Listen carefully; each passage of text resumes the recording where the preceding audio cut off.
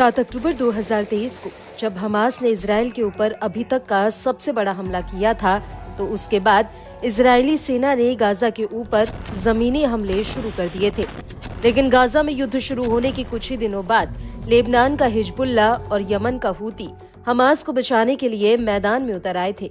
हालांकि अब इजरायली सेना ने लेबनान पर भी हमला कर दिया है और इस हमले से पहले आईडीएफ ने 27 सितंबर 2024 को हिजबुल्ला प्रमुख हसन नसरल्लाह को राजधानी बेरूत में ढेर कर दिया था।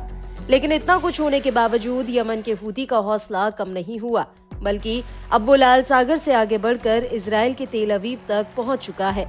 आए दिन तेल अवीव में हूती की मिसाइलें और ड्रोन बरस रहे हैं।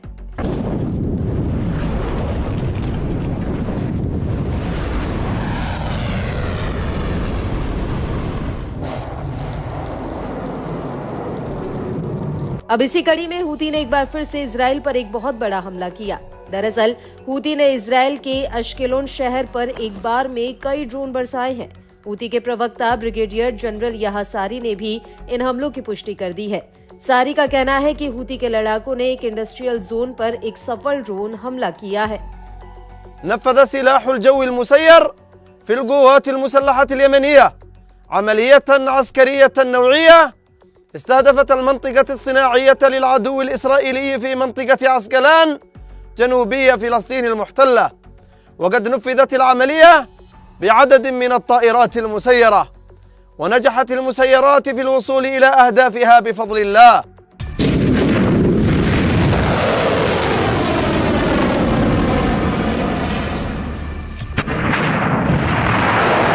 वहीं दूसरी तरफ इजरायली मीडिया ने भी एश्केलोन और नहारिया में धमाकों की खबर दी है। इजरायली मीडिया के मुताबिक लेबनान की तरफ से इजराइल पर ड्रोन फायर किया गया था। हालांकि इस हमले को लेकर इजरायली सेना का कहना है कि ये ड्रोन खुले इलाके में जाकर फट गया। इजरायली सेना ने अपने बयान में आगे कहा कि दक्षिणी इजराइल के एश्केलोन के खुले इलाके में एक ड्रोन गिरने की शुरुआती जांच में पता चला कि ये ड्रोन यमन से दागा गया था।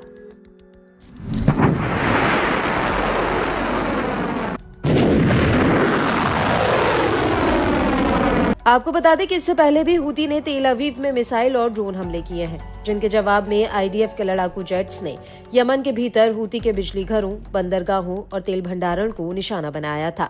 आईडीएफ ने ये हमले यमन के पश्चिमी शहर होदेयदा पर किए थे। आपको बता दें कि यहाँ पर भी होदेयदा प्रांत को हूती का गढ़ माना जाता है और यहीं से हूती लाल सागर में इजराइल और अमेरिकी जहाजों पर हमले करता है।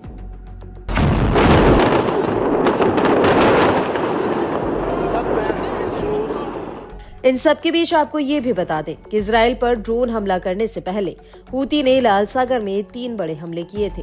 हूती के मुताबिक उसने अरब सागर में एससी मॉन्ट्रियल जहाज पर 2 ड्रोन अटैक किए।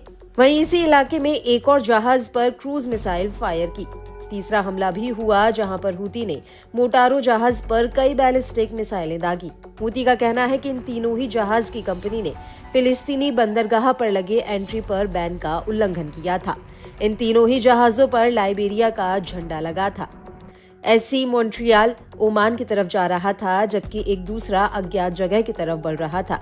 वहीं मोटारो रूस से चीन की तरफ जा रहा था।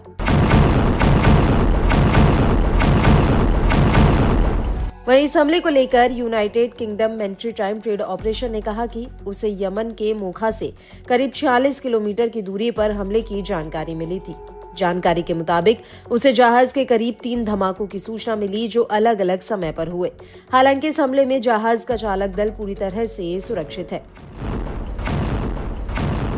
वहीं मोटारो को लेकर जॉइंट मैरीटाइम इंफॉर्मेशन सेंटर का कहना है कि इस जहाज का इजराइल, अमेरिका और ब्रिटेन से कोई लेना देना नहीं था। हालांकि इस जहाज पर हमला इसलिए हुआ क्योंकि इसी कंपनी का एक जहाज इजराइल गया था।